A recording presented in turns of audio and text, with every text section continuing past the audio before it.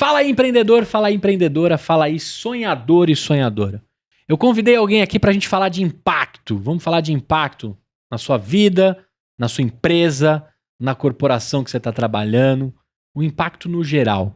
Convidei aqui uma maluca que fez administração pública, tentou fazer direito um tempo, largou muito perto de se formar, mas resolveu construir algo, está construindo, né, uma empresa muito sólida, ajudando outras empresas e organizações a causarem mais impacto dentro desse mundo, né? A gente não sabe quantas vidas a gente tem, quantos mundos vão existir, e a gente tem que cuidar muito bem dele em todos os sentidos.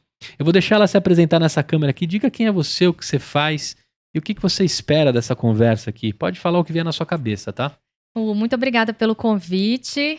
Pessoal, eu sou a Gabi da Ciel, sou fundadora, estou como diretora executiva da Ciel, sou mãe da Maria Clara, que é meu principal projeto, minha pequena de 4 anos. E eu tô aqui para compartilhar um pouco da minha experiência com vocês, todos os desafios que eu passei ao longo aí da minha jornada não empreendedora, empreendedora também, que me fizeram alcançar onde eu estou hoje, e também poder compartilhar as boas práticas, né, que eu trouxe nesse caminho para que a gente consiga caminhar para um desenvolvimento mais justo, inclusivo, equilibrado, coordenando pessoas e organizações em prol da geração de impacto positivo. Muito bem. Agora me conta, Maria Clara é de uma barriga empreendedora ou de uma barriga em serviço público? De uma barriga desempregada. De uma barriga desempregada, muito bem. Desempregada. Então, na verdade, eu engravidei da Clarinha e aí eu saí do emprego que eu estava e era um emprego que eu trabalhava com comércio exterior. Então, assim, eu já tinha entendido que a minha jornada era de impacto, mas aí eu pulei no meio desse caminho e eu falei, vou ganhar dinheiro agora. Agora então, é hora de fazer um colchão. Fazer o pé de meia. Então, na verdade, eu fui trabalhar com comércio exterior, mas com exportação de produtos sustentáveis, muito focado na China. E aí, quando eu engravidei da Clarinha, como eu teria que viajar muito, eu falei, gente, não posso, não tem condição. Grávida e avião não combina, tá? Não, e ainda mais do outro lado do mundo, né? Isso aí. Então eu falei, não. Com alimentações malucas, né? Exato. Falei, não vou dar conta. E nesse meio do caminho também eu tive o meu processo de separação, que não foi um processo simples. Eu estava morando aqui em São Paulo, inclusive, resultado. Voltei para BH, desempregada para casa dos meus pais e com Clarinha na barriga. E foi aí que eu realmente ressignifiquei tudo que eu gostaria de fazer. Eu já tinha empreendido antes, mas aí eu ressignifiquei e falei, bem, agora eu vou colocar em prática tudo aquilo que eu já venho estudando e que eu já venho querendo alavancar em termos de impacto. E claro que a maternidade mudou completamente a minha visão de mundo. Eu ia te fazer uma pergunta que eu já sei a resposta de todos, mas assim, o filho traz o pãozinho debaixo de braço? Ele traz o progresso, a prosperidade? O seu também trouxe? Sim, com certeza, sim. Uma das coisas que eu vi mais diferença, e aí conectando também com a minha jornada empreendedora, é o que eu fazia do meu tempo antes de ter minha filha. Porque assim, hoje eu faço 1 milhão de coisas a mais, considerando todo o cuidado e também considerando a empresa, e eu sempre falava que eu não tinha tempo para fazer nada. Então, assim, eu me tornei uma pessoa muito mais efetiva do ponto de vista de priorização, organização do meu tempo, consequentemente do resultado que eu levo para a empresa, e ao mesmo tempo tentando equilibrar e conciliar com toda essa perspectiva da maternidade solo, que é o meu caso, né? Então, responsabilidade 100% pelo cuidado, pelo amor, por tudo em relação a Clarinha. E ter um serzinho esperando a gente em casa dá uma gana diferente, assim, né? Parece que a gente vai... Não, com certeza. É agora ou agora, não tem nunca, né? E acontece algum desafio, qualquer coisa, algum problema, e você olha e fala assim, gente, o que importa tá ali, entendeu? É isso aí. Então, agora vamos repriorizar a escala do que é um problema real mesmo. Delícia.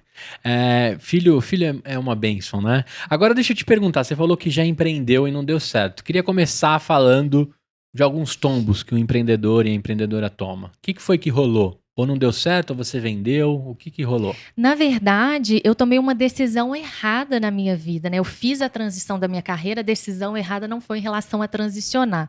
Foi em relação ao que eu escolhi para fazer naquele momento. Então, eu saí do governo como gestora pública e já entrei como sócia em uma consultoria de gestão de negócios. Então, assim, eu saí de um nível muito alto de gestão dos projetos estratégicos no setor público, de conseguir influenciar a sua execução, porque eu era gerente direto desses projetos, inclusive o projeto Mobilidade na Copa do Mundo, do governo de Minas. E aí eu entrei num âmbito estratégico, empreendendo numa consultoria de gestão de negócios em que eu não tinha maturidade ainda para me posicionar como consultora.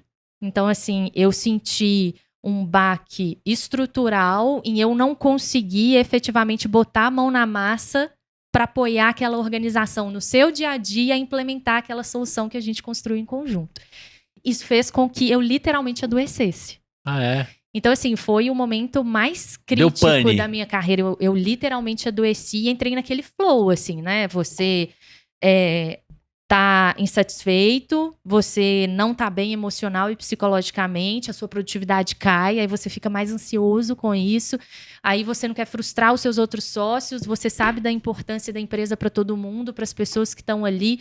Eu entrei nesse flow, mas chegou um momento que eu levantei a mão e falei, meninas, tinha outros 3 sócios, falei, tô nessa situação mesmo, preciso dar um tempo para mim fazer um tratamento, literalmente, com psicólogo, psiquiatra, preciso desse tempo. Eles, não sai, a gente espera. Eu falei, não faz sentido. Se depois eu tomar a decisão de voltar, a gente volta a conversar. E foi quando eu saí e eu passei literalmente 4 meses da minha vida cuidando de mim. Legal. Eu não fiz nada, assim, nada no sentido, né? Claro que eu estudava, eu lia, mas nada no sentido de trabalho mesmo. Luz só em você. Exato. Eu pegava meu cachorro, ia pra praça com ele todos os dias, ficava soltando pipa, ficava conversando com as outras pessoas. Então eu passava o dia inteiro ali, fazia piquenique, até que chegou num ponto que eu falei, bem, agora é o momento de eu voltar a pensar no que eu vou fazer. Então esse foi um momento mais difícil para mim, assim, né? Que eu tomei uma decisão de empreender, mas não era o momento certo para eu fazer aquilo. E aí eu queria te fazer uma pergunta. Trabalhar no setor público tem muita diferença de trabalhar no setor privado? Não digo nem de velocidade, eu digo de burocracia, de poder de resolver. Como que é, se você fizesse um paralelo, assim? São complexidades diferentes, né? Relacionadas tanto à perspectiva do planejamento e execução, porque quando você olha para o governo, você tem toda uma estrutura integrada entre poderes e estruturas dentro de cada poder também, que você precisa observar toda uma gama de legislações e que você precisa seguir esse processo, né? Que é o processo by the book da vida. Que é o processo correto. Então, assim, ao mesmo tempo, você, mesmo muito novo, então eu muito nova, tive possibilidades e oportunidades do setor público que eu não teria no setor privado. Então, assim, eu gerenciei projetos e apoiei a gestão de carteira de bilhões de reais com 20 e poucos anos relacionada a investimento em infraestrutura. Coisa que eu não teria acesso no setor privado, acabando de formar, por exemplo. Por outro lado, no setor privado, a gente consegue trazer uma visão de inovar mais rápido, no sentido de aprender, errar. E você tem outras possibilidades e flexibilidades de funding, por exemplo, que é muito importante para você desenvolver as organizações e os projetos. Ali a sua grana era planejada e limitada dentro do ano. Exato, do que você podia fazer. Dentro da lei orçamentária, de todos os limites, obviamente. Então, você já tinha as alocações. É claro que existiam as possibilidades de realocações legais, né, e administrativas, mas você já tinha uma previsão específica relacionada à execução daquele projeto. Que vai totalmente contra o mundo que a gente conhece hoje da startup, né? Que você pivota, né, e talvez o dinheiro não dá ou o dinheiro sobra, mas você precisa se exercitar e movimentar em questão de 3 meses, 6 meses. Exatamente. E o seu orçamento, às vezes, era pelo mandato, assim, né? Pelos anos que estavam rolando. Isso. Era anual e a gente fazia, claro, né, o processo de revisão e reprovisionamento, mas ciclos anuais com os desembolsos previstos e a gente sem grandes flexibilidades, que por um lado é uma premissa, claro, para que a gente consiga conter qualquer comportamento que não esteja também alinhado com os melhores princípios éticos. Né? Agora, como é que você foi parar numa faculdade de administração pública? Por quê? Né? Que Gabi é essa criança que escolheu isso? Ou alguém escolheu por você? O que foi que rolou? Então, na verdade, no terceiro ano eu não sabia para onde eu ia. Eu cheguei a fazer no meio do terceiro ano, que eu sempre gostei muito de física. Aí eu fiz faculdade, eu fiz o vestibular da PUC, passei para física, falei, vou fazer. Aí o Promove, que era a escola que eu estudava, falava, a gente te libera e tal, faz a prova do SISU. E aí eu falei, não, gente, vou pensar mais um pouco, porque se eu for fazer, eu faço na Federal no final do ano, na UFMG Física. Uhum. Então, assim, você tem aquela grande dificuldade de formar, né? Mas eu acredito que eu consiga entrar na Federal no final do ano. Só que aí, quando foi no segundo semestre, eu falei, ai, gente, mas eu quero ser diplomata, eu vou fazer Relações Internacionais ou Comércio Exterior. Aí depois, não sei o que eu vou fazer. Falei, você quer saber de uma? Eu vou fazer medicina. E aí cismei que eu queria fazer medicina, nunca pensei em ser médica na minha vida. Comecei a fazer medicina, batia na porta, não passava, batia na porta e não passava. Então é aquele cenário que Mas eu sei também. Mas tinha uma especialidade ou você ia clinicar mesmo? Não, eu queria trabalhar com genética. Entendi. Então me deu uma sapituca, falei, quero trabalhar com genética, é agora. E aí eu batia na trave e não entrava. E a gente... É sempre difícil pra gente conseguir reconhecer que às vezes aquele não é o caminho, né? Que tem outras possibilidades. E aí um belo dia meu pai virou pra mim e falou assim, Gabi, você já viu o vestibular da João Pinheiro? Aí ele me explicou como é que era a carreira. Então assim, você entra, são 4 anos de administração pública, já tá vinculado a uma carreira pública, porque é um concurso público vestibular. Então é como se você estivesse fazendo um concurso público e ao longo desses 4 anos você tem alguns requisitos normais de frequência, mas tem alguns outros requisitos relacionados a você repetir as matérias. Então você não pode repetir 2, 3 vezes uma matéria, porque você perde os benefícios da carreira. Mas assim, é um curso de 4 anos de uma faculdade e aí você já ingressa na carreira de especialista em políticas públicas e gestão governamental no governo de Minas. E aí, a partir de 2 anos, que são os 2 anos do estágio probatório, você tem estabilidade como servidor público. Ou você pode sair também. Se você sai antes desses 2 anos, você tem que ressarcir o governo por todo o investimento que ele fez em você. Eita! Porque você também recebe uma bolsa de estudos para estudar na João Pinheiro. Como auxílio, ajuda de custo aí para transporte, alimentação. Então, todo esse investimento, você precisa ressarcir o governo no momento em que você quer sair antes desses 2 anos do estágio probatório. Entendi. E aí, eu falei, pai, não conheço, entrei, li. Ele falou, vai que você gosta, é uma segunda opção. Falei, tá bom. Tava fazendo faculdade, o vestibular de medicina, e aí eu fiz a João Pinheiro. 2 etapas, normal, etapa 1, etapa 2. Quando eu passei na primeira etapa, entre a primeira etapa da João Pinheiro e a segunda etapa da João Pinheiro, eu estava na segunda etapa da UFTM, que é a Federal do Triângulo para Medicina. E aí eu voltei 2 dias depois, se eu não me engano, era um espaço de tempo muito curto. Você gostava de fortes emoções, exatamente. Um espaço de tempo muito curto, eu já tinha que fazer a segunda etapa da João Pinheiro. E eu lembro que no vestibular caía integral derivada. Falava, gente, eu não sei fazer nem 2 mais 2 são 4, entendeu? Uhum. E aí eu estudei o conceito na véspera. Eu olhei Google, vou lá o que é integral e derivado. Falei, sem chance de eu aprender qualquer coisa, mas pelo menos eu vou escrever o conceito na prova de matemática. Vou escrever, olha, não sei o que eu estou fazendo aqui, mas queria pedir, sinceramente, que o avaliador considerasse a minha vontade de entrar no vestibular. Exatamente, foi basicamente isso. E aí eu não passei em medicina de novo, mas passei na João Pinheiro. Que da hora. Falei, bem, vou começar. Eu ainda tinha passado pro 2º semestre. Então, passei 6 meses tranquilona. Falei, não vou fazer nada. A minha única responsabilidade era levar e buscar minha irmã na escola. É mesmo? Fora isso... Mas como que é essa parada? Você já pula 6 matérias, é isso? Não, é porque o ingresso é no 2º semestre. Tem uma turma que entra no 1º semestre, igual as universidades federais. Ah, entendi. E a outra turma Você no entrou segundo. no segundo semestre do ano, não no segundo semestre do curso. Não, do ano. Então eu fiquei... 6 meses de boas. E foi quando eu entrei e que eu, assim, me apaixonei. Falei, gente... N possibilidades, super me identifiquei, mas ainda a minha família tava assim, Gabi, tenta medicina mais uma vez, só, entendeu? Por desencargo de consciência. E aí eu falei, tá bom, gente, vou me matricular na UFMG. Passei, eu já tava o ano inteiro sem estudar, já tava na faculdade, não é que eu passo na primeira etapa? Meu Deus. Falei, não vou estudar pra segunda, porque vai que eu passo na segunda, que é nessa hora que você passa, entendeu? Vai que eu passo pra segunda e eu não vou não começar a medicina. Como que eu não começo medicina numa federal? E aí eu falei, não vou estudar, li algumas coisas e obviamente não passei na segunda etapa e continuei a João Pinheiro. Mas no primeiro semestre da João Pinheiro eu já tinha, assim, me encantado com o direito. Aí eu falei, vou fazer direito também, porque existe essa cultura na João Pinheiro.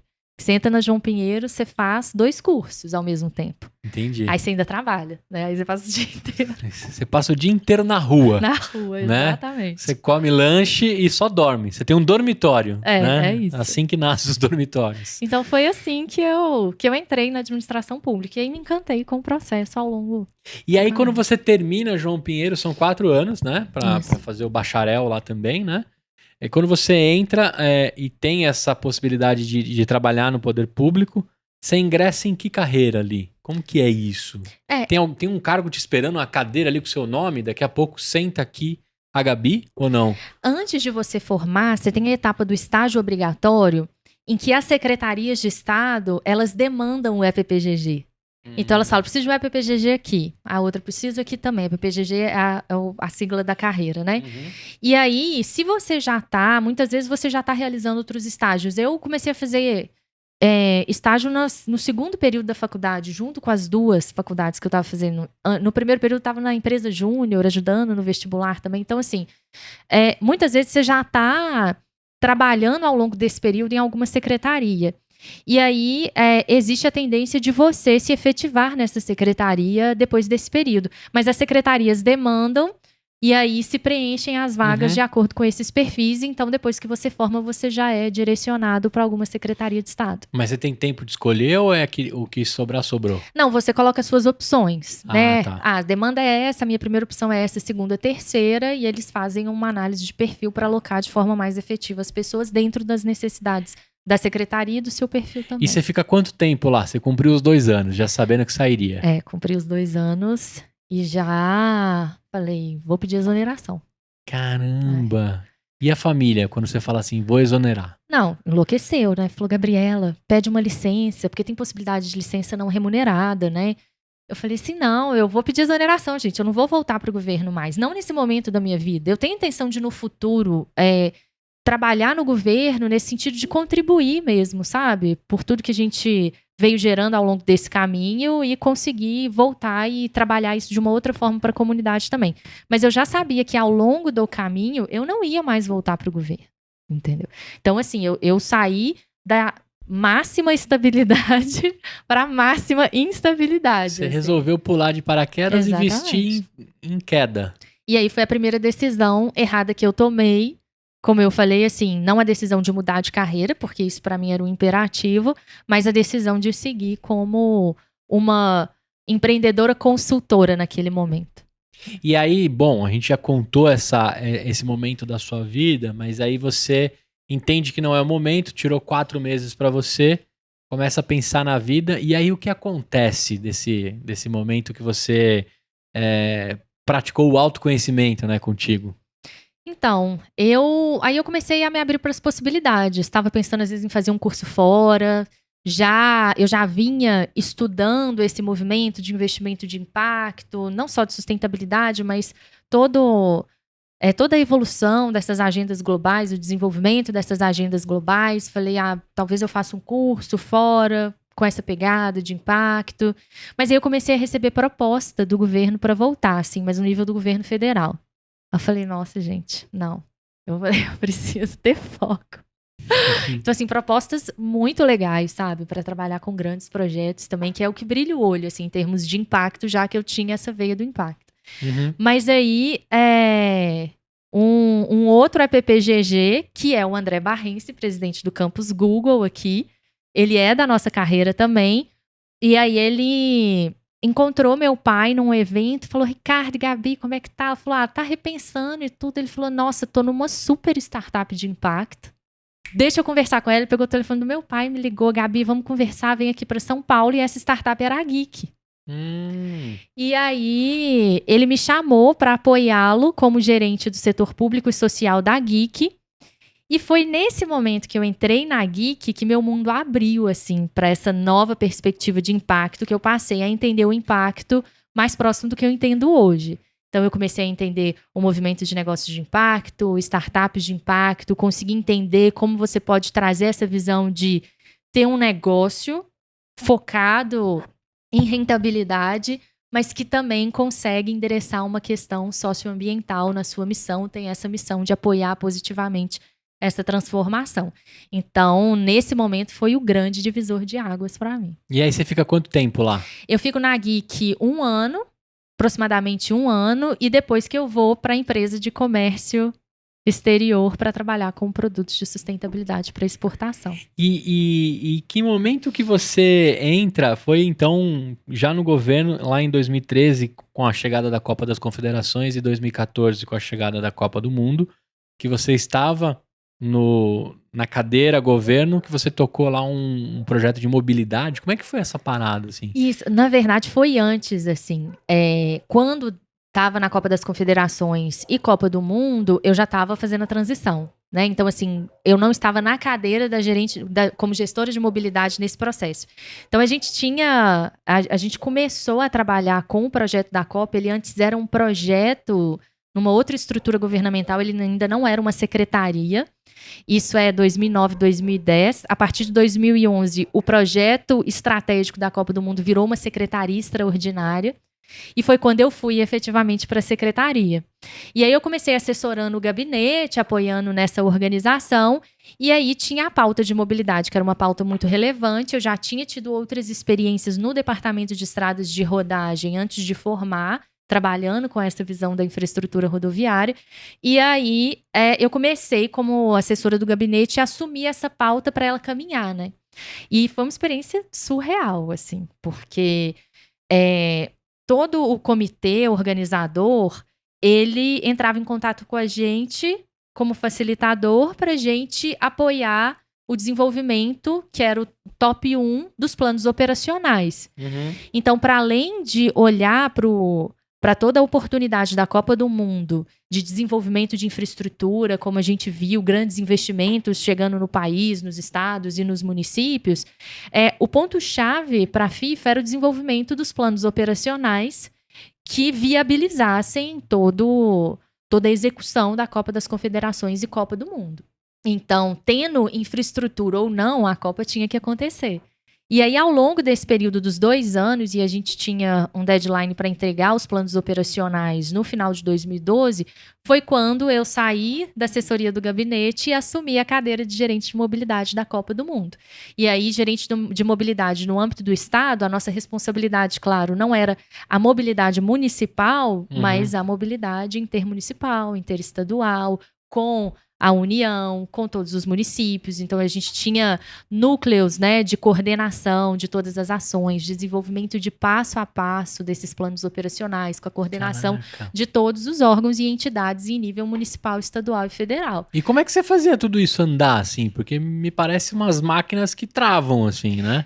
Mas as pessoas estavam muito engajadas com o processo da Copa, entendendo isso como essa oportunidade, né, da gente alavancar investimentos relevantes e conseguir transicionar a infraestrutura, conseguir gerar essa melhoria. Mas de fato aconteceu algumas, assim? Sim. Então, por exemplo, falando em Minas Gerais especificamente, a gente teve a intervenção nas rodovias do entorno do aeroporto, que viabilizaram a implementação do que eles chamam de master plan de todo o vetor norte da região metropolitana de Belo Horizonte e que viabilizou a expansão do aeroporto internacional. Então, assim, o deslocamento da rodovia na frente do aeroporto era fator-chave para que se conseguisse criar o Terminal 2, que já estava nessa perspectiva de desenvolvimento. E, de fato, movimentaram lá para a avenida e mais para o cantinho. Sim, então, tanto tecnicamente falando, a LMG 800 e a 424 tiveram intervenções super relevantes e um eixo de movimentação para Minas Gerais que é fundamental para o seu desenvolvimento. Caramba, deixou progresso então ali. Exato. Mesmo com poucos jogos que aconteceram em BH, né? Isso. Então a gente conseguiu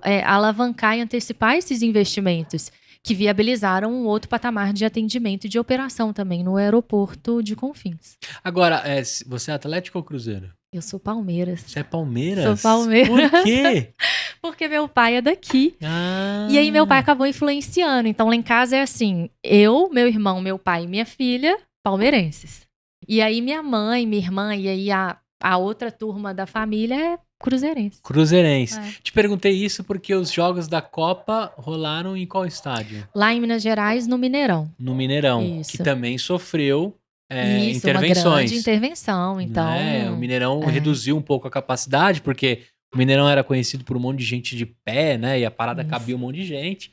E aí, com as obras e os protocolos FIFA, foi adaptado para um pouco menor, mas ficou um estádio lindo, né? E a gente começa a ter outras possibilidades, né?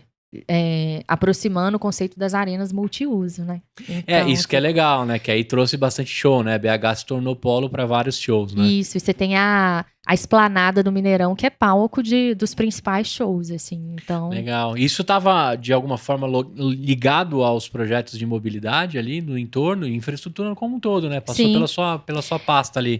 A parte de estádios ficava em outro núcleo dentro da Secretaria de Operações Esportivas, e a mobilidade do entorno ficava diretamente com a Prefeitura. É claro que dentro dos planos operacionais a gente tinha que trabalhar 100% integração, né? Não só mobilidade, segurança, todas as áreas. Vamos entregar um saúde, metrô que vai até a ponta do estádio. Não sei, BH tem metrô? Não conheço o BH. Tem, mas um metrô muito curtinho. Curto. E eu pergunto isso porque, assim, a gente também entendia que as pessoas iam se movimentar muito a pé, de bike, né? Cada cidade tinha um sonho ali, né? Acho que nem tudo aconteceu, mas o que vocês conseguiram fazer ali em termos de mobilidade mesmo para o mineiro que rodou por ali, dentro do que foi possível, né? Eu acho que a melhoria desse cinturão do aeroporto foi um ponto fundamental. A implementação do BRT também em alguns terminais metropolitanos, então, trazendo a conexão desses eixos, né, norte, centro e parte do sul da cidade também. Então, eu acho que esses foram grandes resultados relacionados à parte de infraestrutura, especificamente de mobilidade. Legal você contar isso, né? Porque a gente não tem a mínima ideia, né? No final a gente acabou sabendo o que deu certo, o que deu muito errado, o que não foi entregue até hoje, né? O que a máquina pública, né, brasileira tem, e eu acho que tendo Copa ou não, aconteceria as mesmas coisas. Sim. Na Copa potencializou, né? Tanto alguns desvios quanto alguns progressos, né? Sim. Tiveram diversos progressos. O meu próprio time, né? Apesar de ter sido palmeirense quando era criança, até os meus 97, eu tinha 10 anos de idade, 10, 11 anos, eu era palmeirense, mas aí eu virei corintiano por causa do Marcelinho Carioca. Entendi. Eu sou um traidor, né? Meu pai é palmeirense, minha família toda é palmeirense. Nossa, imagina também. A felicidade do seu pai. Mas hoje o meu filho tá em aberto, já falei pra ele, meu filho tá em aberto, se o João quiser seguir pelo Palmeiras, não tem problema, né? Eu não vou ficar chateado por isso, até porque eu sei que quem leva pro estádio que converte. Exatamente. Né? Depende muito disso. Mesmo. E aí, a gente também foi beneficiado com boa parte das obras, do que aconteceu. O país deu uma inchada, assim, né? Mesmo com toda a dificuldade pública, a gente teve alguns progressos. E teve também todos os problemas que acontecem, né? Então, não vamos ficar dentro da bolha. Com certeza. Porque aconteceu muita coisa, né? E bastante problemas diante disso, mas a gente entende que ali melhorou bastante. Eu queria te fazer uma pergunta, assim, você é envolvida diretamente com o tema mobilidade. A gente teve aqui em São Paulo uma coqueluche das bikes e dos patinetes e de uma São Paulo mais livre, sem carro, tinha vários sonhos ali. Você acompanhou isso de perto? Como é que você viu essa movimentação? Chegou alguma coisa em BH, né, de espalhar patinete e bike por todo lugar? Sim, bem menos que aqui, né? Mas em BH nós tivemos alguns movimentos relacionados muito aos patinetes também. E eu acho que existem complexidades nessa visão da coordenação, né? Eu acho que vieram como grandes inovações e a gente precisava ter traçado em conjunto, né? Sociedade, empreendedores e setor público, essa coordenação dessa visão do que seria esse desenvolvimento para a cidade mesmo. E como a cidade poderia comportar isso de forma efetiva para que você conseguisse ter toda a segurança, né, para as pessoas, do tráfego, e conseguisse, ao mesmo tempo, integrar essa inovação. Seria um processo relevante para as cidades. Eu acho que a gente teve um momento muito importante ali, até de como validaram, né? Começaram com X bikes, depois espalharam bikes para tudo que é lugar, depois tiram os patinetes. A gente conseguiu testar aí dentro de uma grande metrópole, né? Sim. E eu acho que todas as outras capitais também que sofreram com isso, a intervenção, né? Sofreram a intervenção, deu para aprender bastante. Agora me diz o seguinte, quando é que você larga isso, né, e fala assim, cara, daqui pra frente eu vou seguir uma outra parada? Quando é que nasce a Seal na sua vida? Assim, a Seal nasce no nível da ideia para ser materializada, mas efetivamente em 2017. Então, quando eu voltei, que aí eu voltei grávida na casa dos meus pais e desempregada.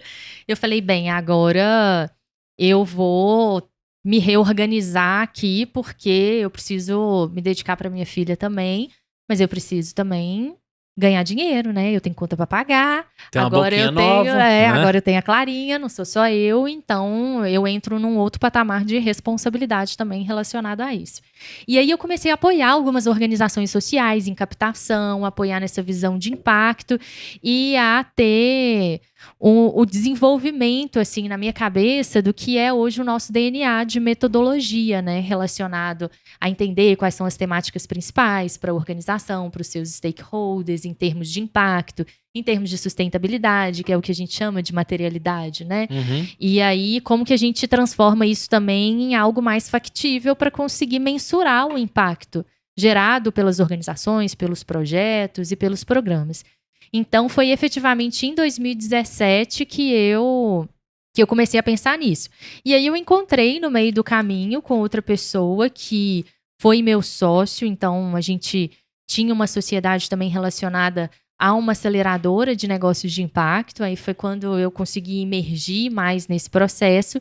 Mas aí o engraçado é que se antes eu não tinha, quando eu fiz a transição, uma maturidade para ser consultora, nesse momento eu já estava mais madura para isso, e foi quando também eu comecei a apoiar em nível de consultoria as organizações, e aí tantos negócios de impacto, outras pequenas organizações, médias e grandes.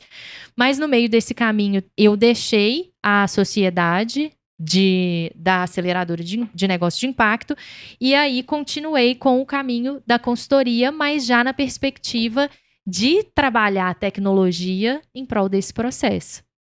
E aí a gente já vinha trabalhando na consultoria a validação dessa metodologia, mudando essa metodologia para que a gente conseguisse ter um processo que trouxesse essa linguagem global, não só para as grandes organizações, mas para as micro, pequenas e médias, que elas conseguissem acessar essa jornada também. E foi quando, em janeiro de 2020, a gente fez um processo de rebranding, e aí a CIEL efetivamente nasceu.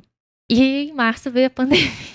E aí vem a pandemia, e aí jogando tudo pro alto. A pandemia... Com 3 meses, uma sexta-feira 13 como hoje, que a gente tá gravando, né? 13 de março de 2020, vem a pandemia. E aí? Falei, quebrei, Brasil. Recolhe os carrinhos de novo. Volta o cão arrependido, com as orelhas abaixadas. Nossa senhora, eu falei, gente, eu não tô acreditando nisso. Eu acabei de fazer o rebrand da empresa, a gente fez um planejamento estratégico, e agora é a hora de captar para desenvolver a tecnologia. Veio a pandemia, e aí a gente tinha contratos de consultoria, né? E aí veio a pandemia e os clientes, não temos mais condição de pagar, vamos ter que suspender, mas o trabalho é muito importante pra gente, o que vocês podem fazer, reduzindo o valor de contrato, e aquela cadeia que assolou todo mundo. Principalmente em nível, né, de impacto, as micro e pequenas, as médias também, mas assim, micro e pequenas foi um impacto gigantesco. E a gente estava nesse bolo. Então, foi muito desafiador. Mas, ao mesmo tempo, a gente conseguiu manter um compromisso em cadeia, assim. Vou dar um exemplo. A CIEL já era uma empresa 100% remota, desde antes de pandemia. Então, a gente já tinha essa perspectiva de flexibilidade. Mas a gente dava um benefício para os colaboradores, através da plataforma Be Your Coffee também, deles poderem estar em coworking, perto da sua casa. Às vezes a pessoa não quer estar em casa, é muito difícil trabalhar de casa.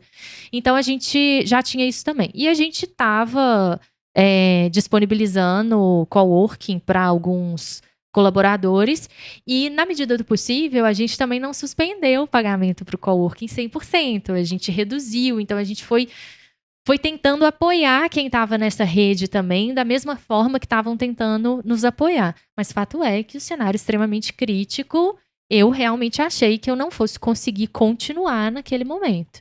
Caramba! Mas aí, ao mesmo tempo, nesse caminho, eu falei, bem, fechar novos contratos nesse cenário vai ser praticamente impossível. Então, a gente já tem a equipe aqui, a gente já tem inteligência, vamos então trabalhar o que a gente sabe.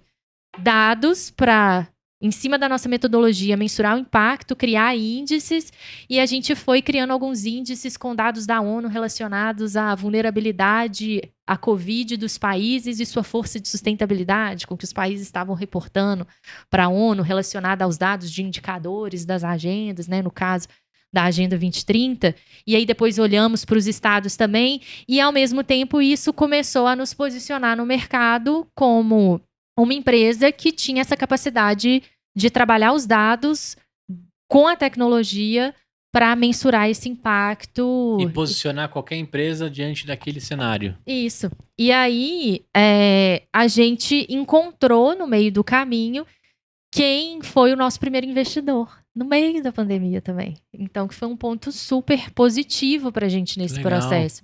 Então, por mais que a gente tenha passado o cenário extremamente crítico relacionado aí a março a julho, quando a gente fechou essa primeira rodada de investimentos, ao mesmo tempo, quando foi abril, eu efetivamente comecei a ter essa conversa com esse investidor e aí a gente fechou essa operação em julho. Que legal. Então aí a gente também conseguiu ao longo desse processo, por mais com um cenário crítico, né, de contratações, a gente conseguiu desenvolver muito do que hoje, né? A gente tá com a tecnologia, a gente conseguiu formar uma equipe mais robusta para que a gente conseguisse avançar com a revalidação da metodologia em alguns pontos, preparar a metodologia para estar 100% escalável, seja aqui no Brasil, seja em outras localidades, e para começar a sua integração dentro do sistema. Agora eu tenho duas dúvidas. O que é a Agenda 2030? Né? E como corporação, a gente está fazendo um segmento de qualquer tamanho, né? Mas como que eu utilizo dessa plataforma para praticar impacto, né? Então, me explica essas duas coisas. Primeiro, da Agenda 2030, que eu não tenho a mínima ideia do que é, tá? E eu tô sendo bem sincero para ti. A Agenda 2030 é uma grande agenda global para o desenvolvimento sustentável. Então, ela traz uma grande estrutura relacionada a 17 objetivos de desenvolvimento sustentável, 169 metas distribuídas em cada um desses 17 objetivos e uma matriz de indicadores também, que orientam muito países, mas organizações também, como eles podem mensurar o resultado das ações que eles estão realizando em prol do alcance dessa agenda. Então, assim, a Agenda 2030, ela traz um grande norte, e a gente gosta de falar da Agenda 2030 como uma grande matriz de impacto, norteador. Então, é esse norte não só para organizações do setor público, privado e terceiro setor, e aí pensando muito no protagonismo das organizações privadas, né, das empresas nesse sentido, de como eles podem atuar de forma coordenada para a consecução de objetivos e metas claros, né? Então, a Agenda 2030, ela vem de um esforço de décadas já, né, de grandes acordos globais, como os Objetivos de Desenvolvimento do Milênio. Os Objetivos de Desenvolvimento do Milênio eram 8 objetivos que visavam apoiar, assim, orientar e apoiar as organizações, e aí principalmente o setor público, em superar os desafios sociais da época, né? Então, a gente está falando de 2000 a 2015 e a Agenda 2030 de 2015 a 2030. Então, teve uma evolução de todo esse conceito do que seria o desenvolvimento mesmo econômico, né? Então, a gente está falando de, no momento de transição dos Objetivos de Desenvolvimento do Milênio para a Agenda 2030, que o desenvolvimento econômico ele tem que integrar a justiça social e a responsabilidade ambiental. Então, que a satisfação das necessidades das gerações atuais, ela não pode impedir que as gerações futuras satisfaçam as suas necessidades também. Então, como a gente coloca... Tipo, acabar com a água. Exatamente. Então, assim, como a gente coloca as pessoas e o meio ambiente no centro desse desenvolvimento econômico, e para isso a gente precisa de uma coordenação global de todos os setores. Senão, cada um vai puxar pro seu umbigo. Exato. São 17 objetivos? 17 objetivos. Qual que é o principal lá, ou não tem? Tem um ranking, uma ordem, não? Eles são objetivos... Claro que eu não vou te pedir os 17, né? Mas... Eles são objetivos integrados. Tem objetivos que eles têm uma transversalidade maior em relação a outros objetivos, mas você tem, por exemplo, o objetivo 10, que traz todas as metas relacionadas à redução das desigualdades. O objetivo 1, erradicação da pobreza. Você tem o 7, que se relaciona à energia renovável e acessível. Você tem o 6, que aí se relaciona mais à água. Você tem o 12, que aí é a gente conseguir transicionar o nosso padrão de consumo e de produção para padrões mais responsáveis. Você tem o 16, que fala de instituições fortes, eficazes, de paz e justiça, fundamental no contexto hoje, né? A gente está vendo do que a gente a tá guerra passando. na Ucrânia, e quando a gente olha para a pandemia, a gente tem um impacto substancial em objetivos relacionados à pobreza, relacionados à nutrição, relacionados à saúde, relacionados à desigualdade, né? Mas aí vem uma dúvida minha, assim, de um leigo que acompanhou e tá aprendendo tudo agora contigo, né?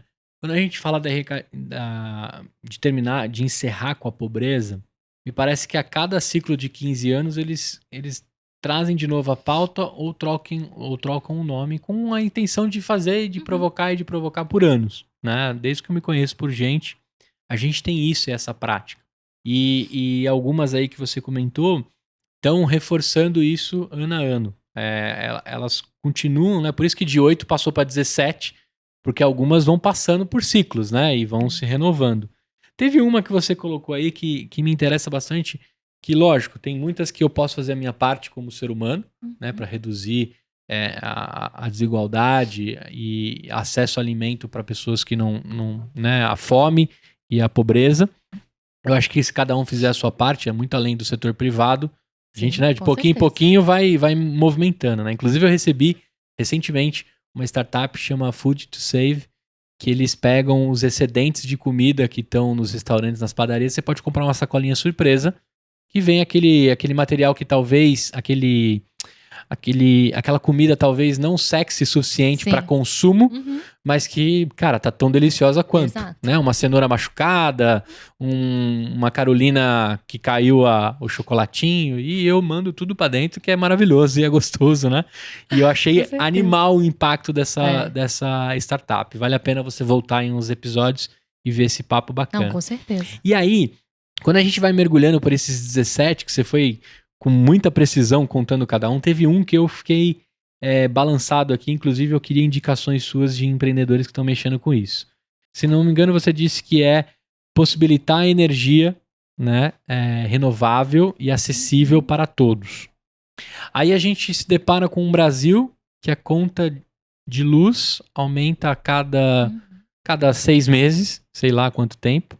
E aí você tem os incentivos de energia solar, eólica e algumas outras coisas que o país permite, que é gigantesco. A gente tem vento suficiente, né? E a gente tem sol suficiente aqui para fazer energias. Só que aí você vem com uma lei, por exemplo, que depois da virada desse ano, quem tem energia solar vai pagar imposto sobre o que sobra dentro da construção. Ou seja, nem deu tempo da galera construir os seus painéis de solares, né, para economizar energia, para aproveitar. E aí o governo já vem com a flechada para morder um pedaço. Não me parece assim que, cara, estamos desalinhados dos objetivos? Porque se você quer taxar e dificultar, você afasta. E se você afasta, você não cumpre. Me parece um negócio assim de cobertor curto, sabe? Não sei se você entendeu onde eu quero chegar. Sim. Parece que a gente está desalinhado entre governo, pessoas, repartições privadas e públicas. Como é que você vê essa doideira assim? Por isso que é muito importante a gente trabalhar a perspectiva da cooperação, né? E a gente conseguir integrar a visão dos diversos stakeholders, e aí a gente fala do capitalismo de stakeholders nesse processo, para que você consiga mapear esses riscos e essas oportunidades e desenvolver uma política pública que efetivamente fomente o desenvolvimento e a disponibilização, nesse caso, das energias renováveis. Então, o que a gente precisa estabelecer são canais mais efetivos de coordenação e comunicação entre governo, entre empreendedores, entre a sociedade, para conseguir formatar essas políticas públicas dentro dessa conversa que não gerem incentivos perversos ao sistema que a gente precisa. Então, que gerem incentivos positivos para que as pessoas na sua casa, não só na sua empresa, tenham incentivos reais, seja da parte de financiamento, seja na parte da operação dos painéis, para que elas estejam mais, não só incentivadas, mas elas estejam mais conscientes de que transicionar o seu modo de energia, que é possível dentro da sua casa, apoia a consecução não só de metas globais, mas apoia todo um impacto dentro do seu território. Sim. E aí um ponto que a pandemia mostrou pra gente é que ações locais têm impactos globais. Então, estamos conectados, né? Então, tudo que a gente faz aqui em termos de impacto positivo ou negativo, isso transpõe as nossas fronteiras de casa, transpõe as nossas fronteiras municipais, estaduais, nacionais. Então, a gente precisa entender esse ecossistema mundial integrado. E no momento que a gente realmente entender isso, a gente vai conseguir caminhar para a mesma direção. E a Agenda 2030 vem trazendo esse grande norte, né? Não só estabelecendo objetivos, como foi os ODMs, mas não, a gente precisa de metas mais concretas. E cada vez mais a gente vai conseguir transpor essas metas para a realidade das organizações. Mas, por exemplo, né, eu como cidadão Hellius Mortal, eu nunca... Agora vai começar as propagandas políticas. Agora vai ser chuva de promessas. Ninguém traz em pauta 2030, a não ser alguns partidos que são dedicados a isso, até com nomes, né, pro tema. Mas não vejo na boca de ninguém. Parece que a galera não tá interessada, assim. É uma percepção minha de quem tá desacreditado de um país e uma política, ou de fato tem que ir pro privado que talvez ali resolva?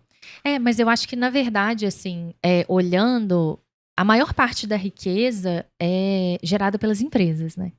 Então, se a gente olhar a capacidade de mobilização em termos de recursos, em termos de transformações mais rápidas, eu acho que as empresas têm uma grande oportunidade com essa visão da Agenda 2030, de sustentabilidade, de gerarem mais resultados positivos, não só para a empresa, mas com foco na melhoria para a sociedade. Então, desenvolvimento de novos produtos, serviços, todo o movimento da inovação vem muito para isso, né? Então, olhar para as startups de impacto, por exemplo, dos negócios de impacto que estão com soluções incríveis.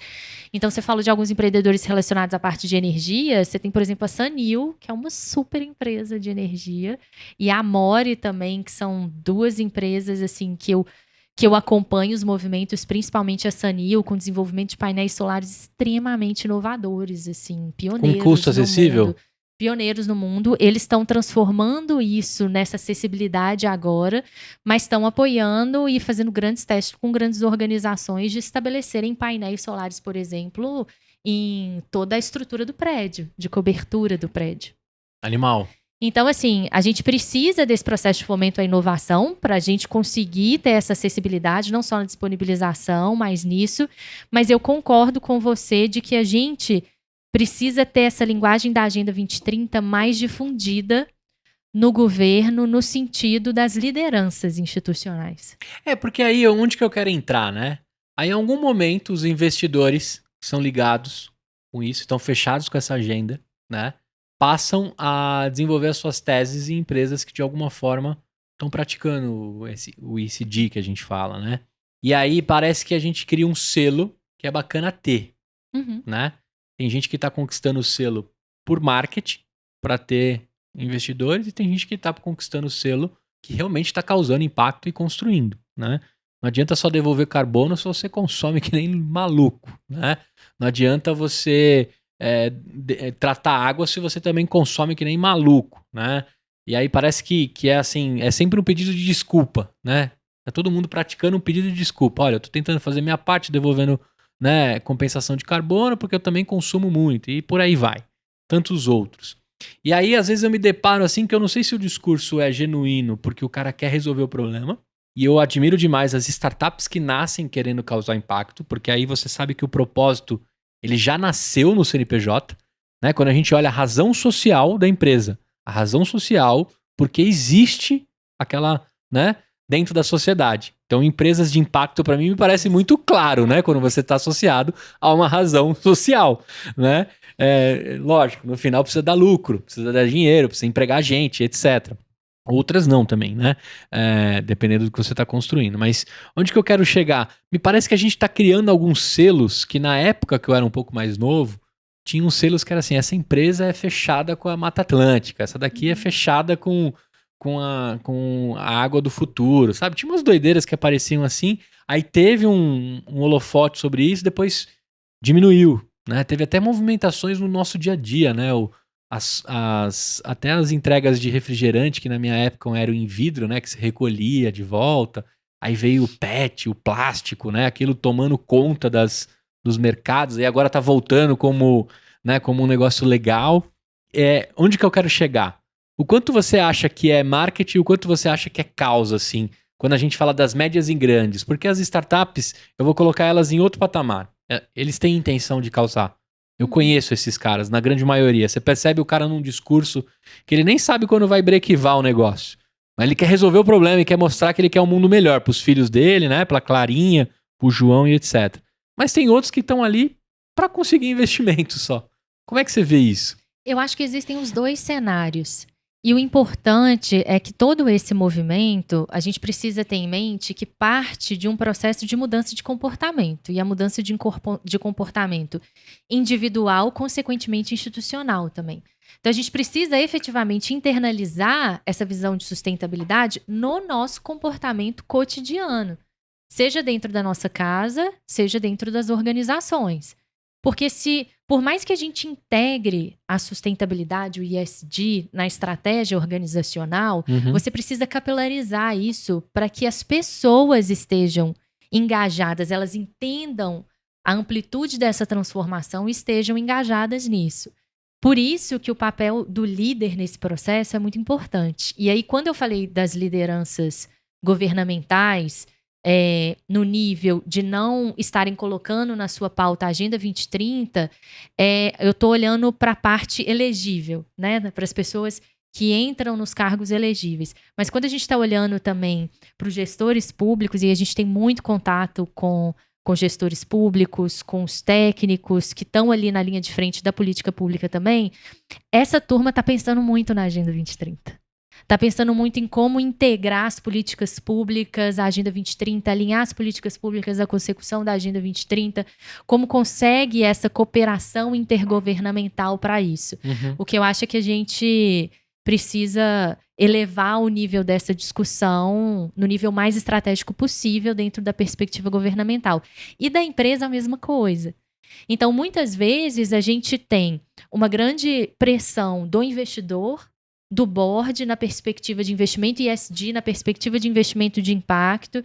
Então, a organização, ela traz esse processo de integração por todo esse movimento da mudança desse mindset do investidor relacionado a isso, também principalmente relacionado a risco climático, ou a empresa realmente tem essa visão de transformação na sua estratégia, mas se essa visão estratégica não capilarizar para o nível efetivamente dos gestores, dos gerentes, dos analistas, de toda a organização, a gente não vai conseguir que esse processo seja 100% genuíno.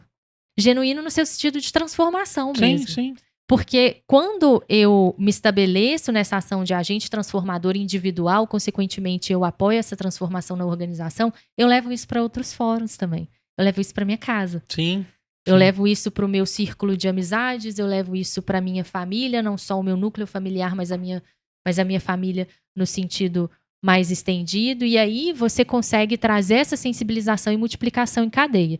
E um ponto fundamental para as organizações, principalmente para as empresas, é olhar para a cadeia produtiva de fornecedores.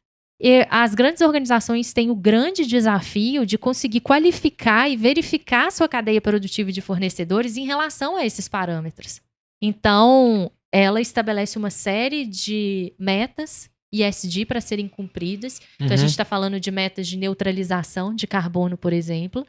Mas a visão de neutralização de carbono da sua operação, ela passa necessariamente, nessa visão do impacto positivo da intencionalidade, de conseguir transpor isso para a sua cadeia produtiva de fornecedores, que é onde estão a maior parte das micro, pequenas e médias empresas. A sua plataforma faz isso ou é uma metodologia? Porque agora vamos agora avançar para como a Seal resolve a minha necessidade de quem está fechado com o assunto. O que essa plataforma oferece? Eu como pequena, média e grande, do que a gente está falando? Quais são as conexões? Quais são as transformações que tem ali dentro de uma plataforma tecnológica? A plataforma, ela viabiliza primeiro que você entenda quais são as suas prioridades em relação às temáticas da sustentabilidade. O que é importante para mim, no meu contexto de intenção estratégica, no meu planejamento estratégico, e o que é importante para os meus stakeholders também, que os stakeholders precisam ser ouvidos. A gente não está falando só de investidor, a gente está falando do fornecedor, do cliente, da comunidade. Então, esses stakeholders precisam ser envolvidos nesse processo também. Ao mesmo tempo, a plataforma vai permitir que a organização ela selecione os protocolos que ela quer se alinhar. E aí, quando a gente está falando de protocolo, a gente está falando desses selos e a gente está falando também de diretrizes, de grupos internacionais, de investidores, não só de matriz de indicadores, de matrizes de auditoria.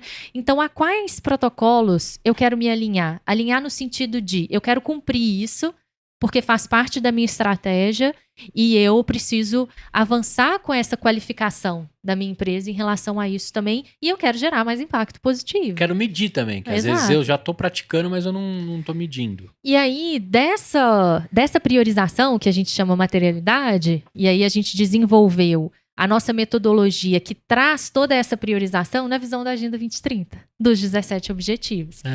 Então, toda essa priorização, seja na visão dos investidores, seja na visão dos stakeholders, seja na visão da organização, ela é traduzida em uma linguagem de alinhamento aos objetivos de desenvolvimento sustentável. Então, já gera um primeiro grande alinhamento e orientação dessas organizações em relação à Agenda 2030. Mas você entra na minha cozinha como empresa? Você descobre ali como tá as coisas? A plataforma me faz perguntas para entender a minha maturidade com a coisa? Exatamente. Então, são 2 etapas de pesquisa nesse processo. Então, uma pesquisa gera a priorização da segunda pesquisa em relação a essas temáticas. A partir daí, você integra os protocolos e você gera a sua matriz, entendendo quais são esses temas de impacto principais e alinhados à Agenda 2030. Disso, o sistema, ele recomenda indicadores para você gerir o seu impacto alinhado a essa prioridade, a essa matriz de materialidade. Mas ele vai me dando insights, né? Porque nem tudo que tem na minha empresa eu estou praticando o erro, mas eu tenho um norte ali. Faça tal coisa que diminui tal coisa. Perfeito. E aí você tem para cada indicador um checklist de orientação, de ações que você pode ou precisa executar para você aprofundar os seus resultados de impacto relacionados àquela temática e para você conseguir gerir melhor o seu impacto dentro do sistema. É tipo como antigamente você contratava alguém para descolar o ISO 9000 de alguma coisa, assim? Que aí você seguia aqueles protocolos, cumpria, exemplificava e ganhava o selo. Isso.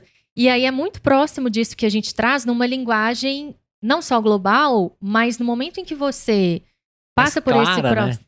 Isso, e mais simplificada. Sim. E no momento que você passa por esse processo, que você gerencia um indicador no sistema, por exemplo, esse resultado consegue atender a diversos desses protocolos ao mesmo tempo. Então se eu faço a gestão da energia renovável que eu consumo ou que eu gero, eu consigo pegar esse resultado e submeter isso nessa visão dos diversos protocolos. Se uma instituição financeira me perguntar relacionado ao meu resultado no ODS 7, o que eu faço para apoiar a consecução desse ODS, com esse resultado do sistema eu consigo mostrar. E aí, o sistema, nesse checklist também, além do checklist, ele viabiliza que você desenvolva um plano de ação, monitore isso e efetivamente faça a gestão do indicador. Então, que você inpute dados, estabelece dados de acompanhamento, meta, e tem um ponto dentro da nossa metodologia que a gente chama rating de impacto, que é uma classificação de 1 a 5 que o sistema faz automaticamente de acordo com o resultado da organização. Então, ele classifica todas as organizações num mesmo parâmetro de 1 a 5 para mostrar como ela está posicionada em relação a esses principais parâmetros do mercado. Sem abrir o nome, eu consigo saber dentro do Brasil como tá todos também. Sim. Então, baseado de quem tá contigo, né? Exatamente. Então, são esses 2 módulos que a gente solta aí nos próximos 3 meses. Que legal. E aí, a gente tem, na verdade, uma funcionalidade gratuita que está aberto para todo mundo acessar, que é o mapa de transformação. Então, o que é o mapa de transformação? A gente tem um primeiro exercício de você entender como a sua organização gera impacto. Qual é a sua missão, quais são as atividades, as soluções, quais são os seus outcomes, quais são antes disso os seus outputs, qual é a sua visão de legado. Então você consegue organizar isso. E aí, gratuitamente também, você responde 17 perguntas. Coincidentemente são 17, mas elas não estão relacionadas exatamente aos 17 objetivos, mas elas trazem as temáticas da Agenda 2030, as temáticas de impacto. E respondendo essas 17 perguntas, você entende como a sua organização está alinhada na sua percepção à Agenda 2030. E aí a gente gera um radar de alinhamento estratégico à Agenda 2030 e você pode compartilhar esse radar dentro da nossa plataforma. Cara, que animal! Que animal, assim. Eu era bem raso até te conhecer com alguns assuntos, né? Comecei aqui perguntando o que é 2030, né? Eu acho que muita gente não sabe e tem que saber, né? Agora parece que meu cérebro tá assim, cara, como é que você não sabia isso, né? Como é que você tá praticando isso, né? Porque a gente também tem um lance, assim, que é muito... A gente quer a mudança, mas não quer mudar, né? A gente quer a transformação, mas não quer se transformar. Isso.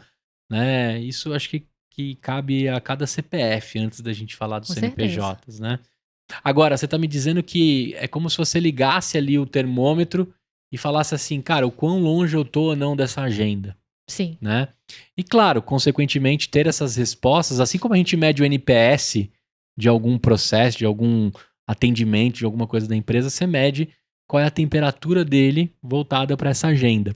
E claro, em 2030 essa agenda é renovada até 2045, né? Vai virar 2045. E o seu algoritmo, ele é adaptado, né? Porque a gente até falou que algumas vão se renovando, talvez vão virar 23, vão virar 20, não sei. E como é que tá a aderência dessas empresas? Hoje você está atacando qualquer uma que te procura, ou você entende que as grandes e as médias também estão perdidas nesse momento de medir? E o quão você está nesse mercado de um oceano que, para mim, aqui na minha visão, é azul.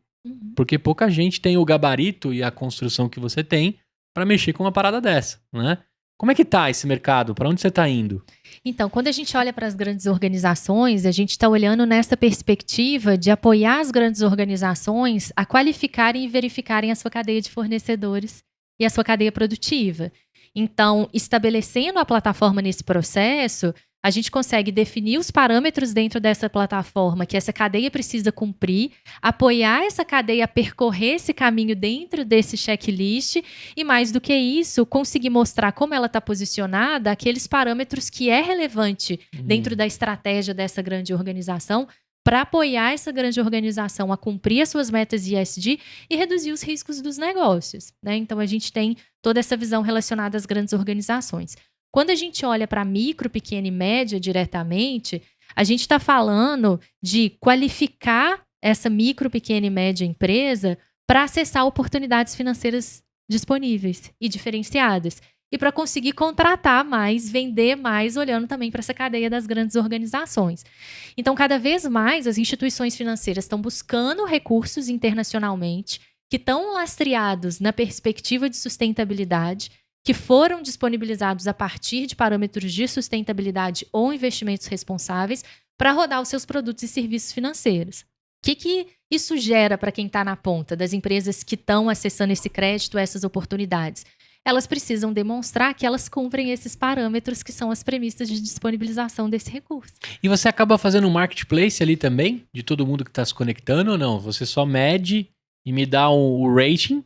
Ou você também conecta para toda essa galera fazer negócio entre eles? Uma vez que você vai estabelecendo quais são os fornecedores que cumprem cada vez mais perto daquele objetivo 2030. Várias grandes organizações já estão trabalhando, por exemplo, linhas de crédito de antecipação de recebíveis para fornecedores que conseguirem demonstrar o cumprimento de metas ESG.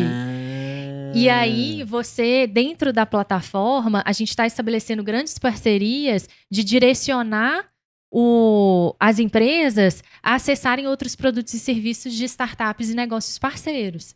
Então, assim, dentro de toda a base relacionada à gestão de resíduos, como que a organização pode acessar direto a plataforma outras soluções relacionadas à gestão de resíduos que vai apoiá-la ainda mais no cumprimento dessa agenda. É como se você montasse um aquário, né, e pescasse dentro dele. para poder fazer circular. E cada vez mais esse aquário vai ficando imenso até virar um oceano. Isso. Não vai mais caber num aquário. E aí a gente está falando de uma plataforma que desde a funcionalidade gratuita já está em 3 idiomas, português, inglês e espanhol, porque como a gente trabalha com a Agenda 2030 em nível global, outros protocolos em nível global, a gente utiliza toda a nossa base global para apoiar empresas em outras localidades para gerirem o seu impacto. Tipo África do Sul. Tipo África do Sul. Você tem empresas que estão utilizando a sua plataforma lá da África do Sul. Isso, e aí lá a gente tem um grande parceiro local, que é a Creed Capital, que é uma prestadora de serviços do mercado financeiro autorizada e uma gestora de ativos também.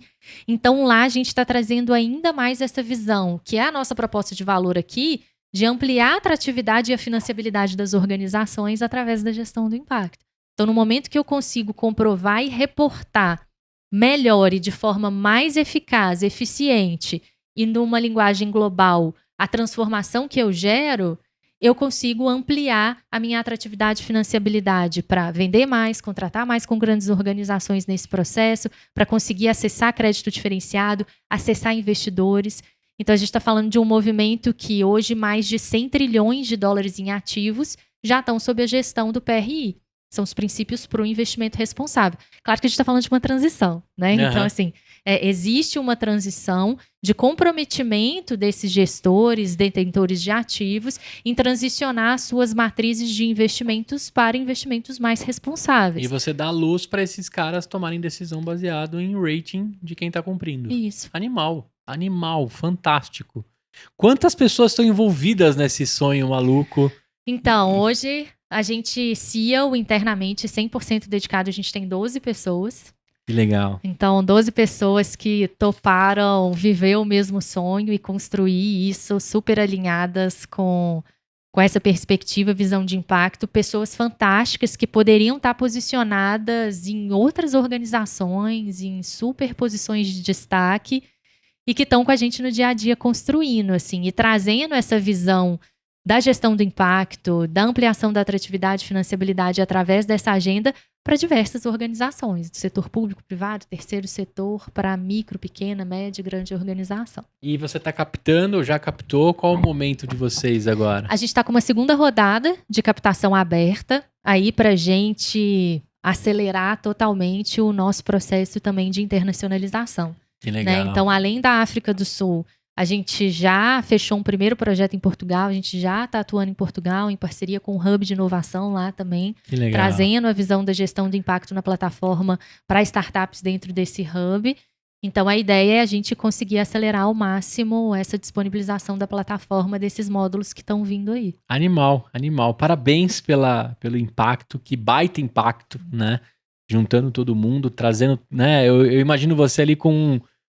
existe uma ótica de que você precisa olhar para algum lugar, você limpa os óculos dessas empresas para que elas enxerguem e todo mundo se enxergue ali dentro de um ecossistema baseado nesses objetivos e numa construção. Agora eu queria saber de você o seguinte, na hora que você entra com essa plataforma, como é que você ganha dinheiro? Você cobra por licença, você cobra por impacto, por objetivo, por rating? Como é que você ganha dinheiro com isso? A gente tem a perspectiva da licença, então você tem a licença de uso para utilizar a plataforma e a gente tem uma licença de implementação também quando a gente olha para a perspectiva, né, de setup, principalmente de grandes organizações. Perfeito. E agora eu queria que você trouxesse para mim um limão dessa vida aí, dessa corrida sua empreendedora fantástica. Traz um limão para mim, como é que eu me preparo aí para não cometer algum erro, né? Eu queria aprender contigo. Nossa, gestão financeira. Então, assim, e ter alguém, e aí foi muito fundamental no meu processo, eu tenho encontrado a Vivi, que hoje é minha sócia, então a Vivi e o Paulo, Vivi é nossa líder de novos negócios e o Paulo é o nosso CTO, mas foi muito importante essa jornada, porque eu tomei vários tombos nas outras empresas, né, então, tanto na aceleradora, quanto na empresa de consultoria, que já era minha paralelo, em relação a não ter essa visão da gestão financeira no dia a dia e achar que a gestão financeira é coisa de grande organização. Então, assim, chegou num momento que eu cheguei num ponto dessa gestão financeira e eu falei, gente, não vai dar certo. Porque a conta não fechava. não fechava a conta do imposto, não fechava a conta do que tinha que pagar de especialista, com o que estava entrando, a conta estava errada. E eu não tinha essa experiência. Isso chegou num momento de quase efetivamente quebrar a empresa. E aí foi quando eu tomei a decisão de trazer uma pessoa que pudesse me apoiar, porque não era uma expertise minha, né? Então, assim, uma coisa é você analisar os resultados estrategicamente.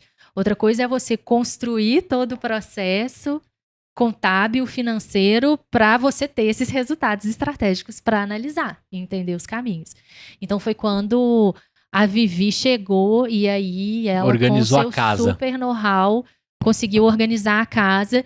E é o que hoje é um pilar muito importante para a gente nesse sentido. Mas a empresa, ela estava no ponto... Tava na palafita já. Nossa, no ponto de fechar mesmo, assim. Fechar absolutamente. Caramba. Bom, é até legal você falar isso, a figura do CFO, né? É importantíssima para toda a corporação. Até porque eu tenho dificuldades com as planilhas também, viu, gente? Eu sou muito mais humanas que exatas e eu vou fazendo.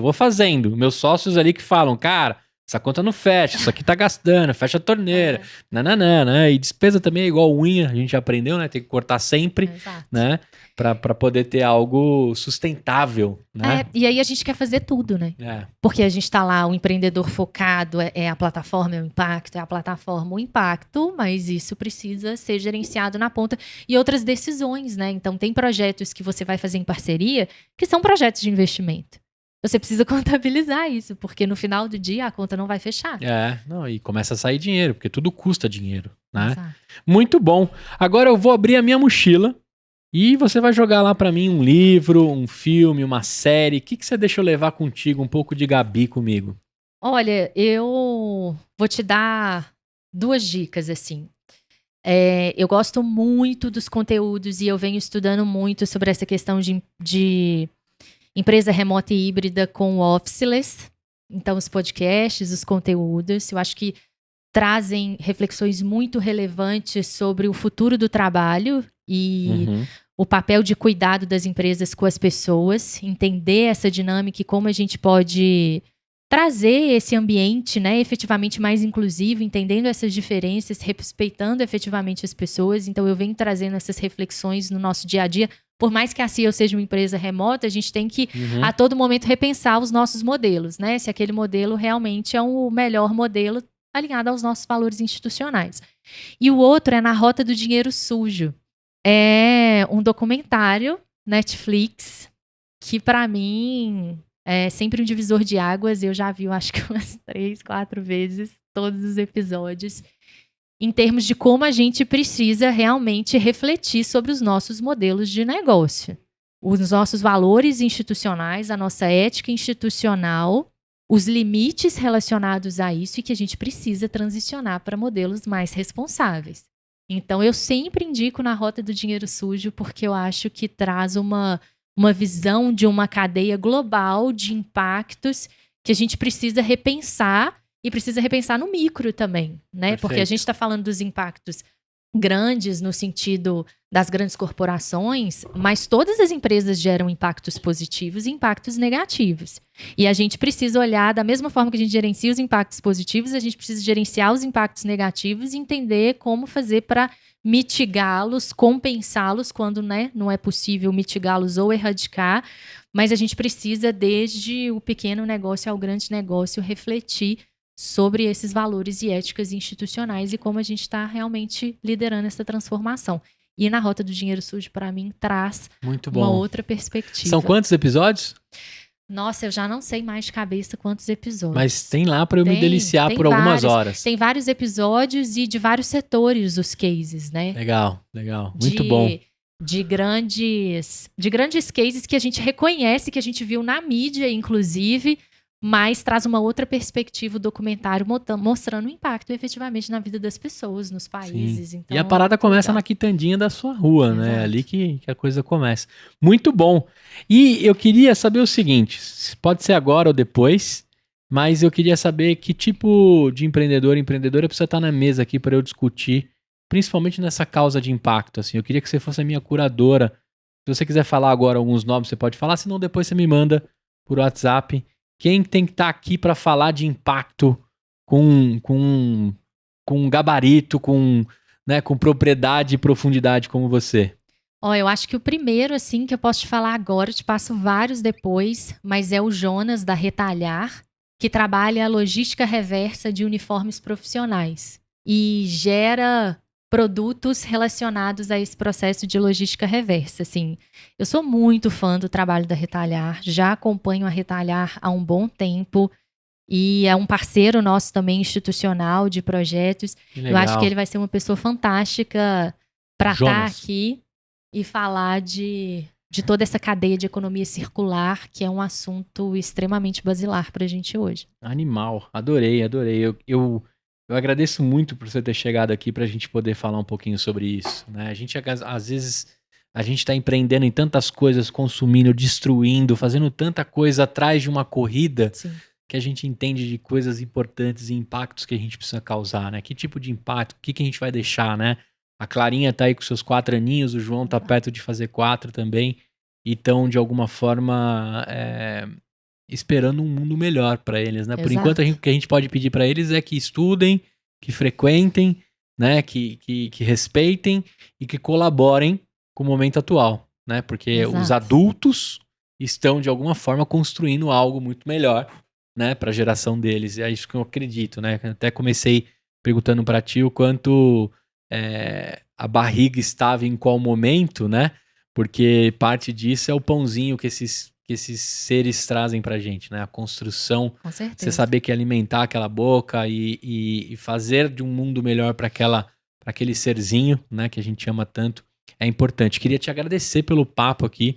Porra, saí energizado, né? Aprendi muito. Queria saber o que você achou de gravar essa doideira aqui. Nossa, achei fantástico. Foi minha primeira experiência com o podcast mesmo. Achei sensacional. Muito obrigada pelo convite de poder colocar aqui não só a minha trajetória. Eu acho que quando eu escuto os seus podcasts e eu consigo identificar, me reconhecer na jornada dos outros empreendedores. Eu acho que isso é muito importante, esse aprendizado. Porque não precisa ser tão difícil, né, gente? Não precisa. Então, esse reconhecimento é fundamental. Às vezes a pessoa está passando por um momento que você está passando, ou você escutou, viu, e aí, de repente, você está passando por aquele momento, nossa, eu acho que eu posso seguir esse caminho, porque lá atrás eu já tive contato com essa jornada. Então, esse reconhecimento é muito importante. Então, poder contar essa história, não só da minha trajetória, mas da trajetória da Ciel, quem sabe vai ter esse reconhecimento, vai gerar esse reconhecimento, esse incentivo a outras pessoas também. E não só Ciel, quanto eu também, 100% disponíveis aí para Animal, adorei. Apoiar. Como é que a galera encontra a Ciel, né, para ter a plataforma, para testar a parte freemium que você comentou que tem lá, né? Quais são os caminhos e quem quer trocar uma ideia mais federal contigo, como a gente diz, né? Trocar um lero ali sobre empreendedorismo. Quais redes a galera tem que procurar? Então, direto na plataforma é cielintelligence.com. Então, acessar, fazer o cadastro e já partir para o mapa de transformação. As nossas redes sociais, Instagram, que é Ciel Oficial, LinkedIn também. E o nosso site, que é ciel.com.br. Pode mandar diretamente para o e-mail contato, e aí a gente já faz. Entra em contato. E Ciel é S-E-A-L-L, beleza? E como é que a galera te encontra? Qual que é a melhor rede? LinkedIn? LinkedIn e o Instagram também. Os Muito dois, bem. Então, Gabriela Ferola no LinkedIn e Gabi com Y Ferola no Instagram também. Muito bem. Gabriela, o Ferola é com 2 L's, tá? Se você for pesquisar aí, trocar uma ideia com ela. E agora é o seguinte, desci em BH. Eu só fiz, eu só descia com Muamba ali em Confins, né? Eu buscava uns negocinhos nos Estados Unidos, numa época aí maluca de consumo sinistro. Confins era o primeiro lugar que eu descia do Brasil. Não sei porquê, eu pegava uma conexão que tinha lá. Então eu só sentia o ar e o sol de Confins. Depois eu já entrava no outro voo para Guarulhos. Se eu descer em BH, o que é obrigatório para eu conhecer lá? Tanto gastronômico quanto diversão. O que você me recomenda? Gastronômico, com certeza, o Mercado Central. Mercado Central. Isso, que aí vai ter de ponta. O queijo é mais barato lá? Porque o queijo de Minas aqui tá caro, viu? Então, assim, de ponta a ponta, o mercado o Mercado Central, Animal. com certeza. E aí, eu acho que de entretenimento, você pode ir em qualquer esquina de Belo Horizonte que você vai ter um bar. Certo.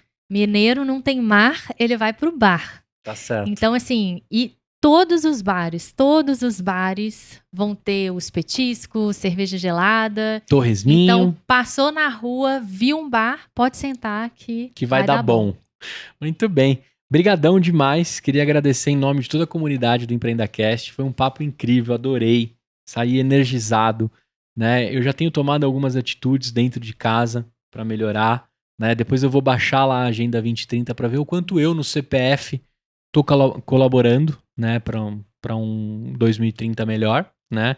Até pensando, o João em 2030 vai estar com 22 anos, né? Ele é de ele vai estar com 24 anos, né? Então tem bastante tempo aí para preparar um mundo melhor. Tá vindo o Davi agora, minha esposa tá grávida. Ai, que delícia, Vem parabéns. Davi também, que é uma delícia, né? Ter um novo serzinho em casa, dar mais uma injeção de ânimo para construir coisas legais.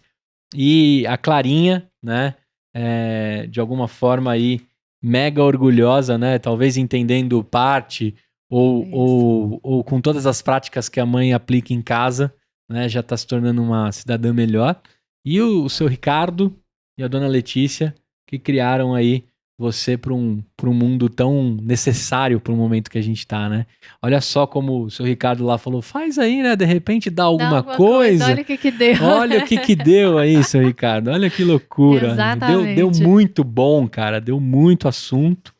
E também, acho que é legal nesse episódio aqui, a gente discutiu muito sobre saber o tamanho das cadeiras e dos objetivos. Sim. Né? Quando você começava a se sentir meio incomodada numa cadeira, entendia que não era mais o que você queria, você buscou outras, mesmo entendendo outras que não era o momento de dizer tchau, de largar o osso, né? De falar, olha, eu não estou servindo para essa sociedade, de tirar o tempo para você. Acho muito importante essa mensagem aqui, né? Com certeza. A gente até brincou, eu passei 4 meses pegando minha cachorrinha e indo dar um rolê, sentir o ar, se escutar minha respiração e cuidar de mim, né? Porque se dá piripaque do Chaves, todo o restante não funciona, né? Então acho que aqui tem algumas mensagens importantes. E eu acho que a mais importante de todas, e eu queria agradecer para você em nome da comunidade, é como é que você me evangelizou para alguns assuntos que não estavam na minha camada, na minha bolha, né?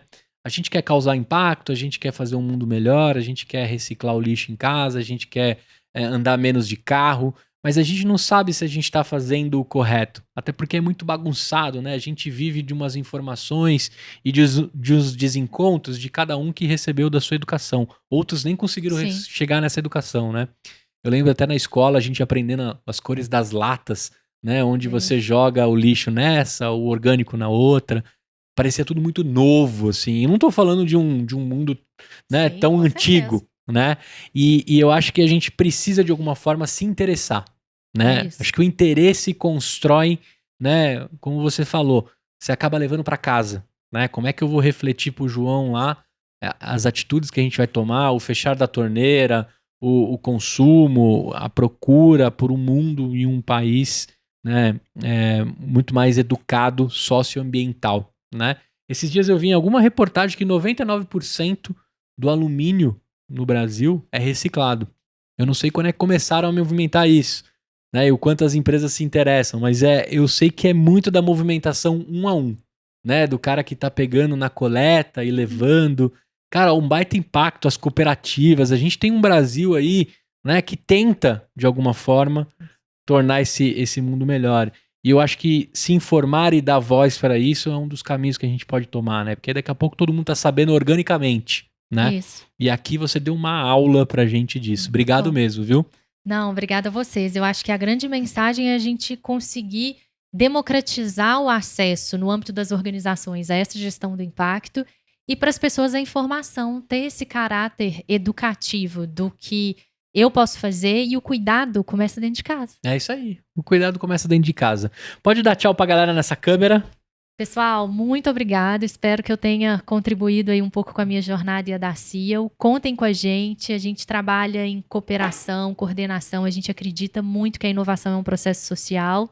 Então vem com a gente nessa jornada de impacto. Muito bem, você que ficou com a gente no YouTube, curte, comenta, me diz o quanto esse episódio fez sentido pra você. Se você tá nas plataformas de áudio, corre lá no YouTube que nós também estamos com o canal e queremos crescer lá. Ajuda nós, beleza? A gente se vê no próximo episódio e tchau!